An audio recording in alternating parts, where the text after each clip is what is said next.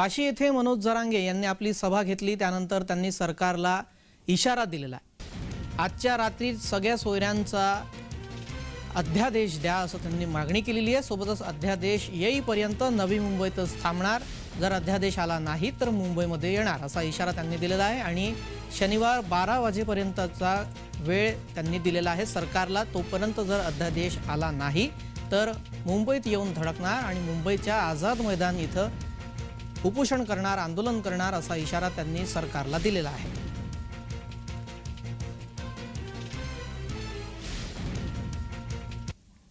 54 लाख नोंदी मिळाल्या। 54 लाख बांधवांना प्रमाणपत्र मिळतील।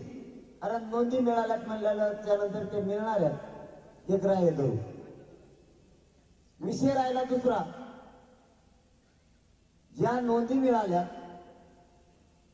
आवाज येतोय सगळ्याला, ज्या नोंदी मिळाल्या त्या नोंदी मिळालेल्या बांधवांच्या सगळ्या परिवाराला कायदा सांगतो त्याच्या परिवाराला दिले पाहिजे।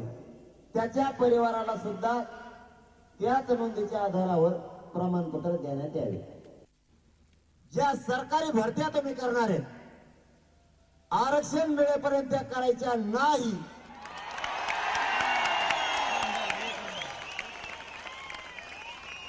नाही तर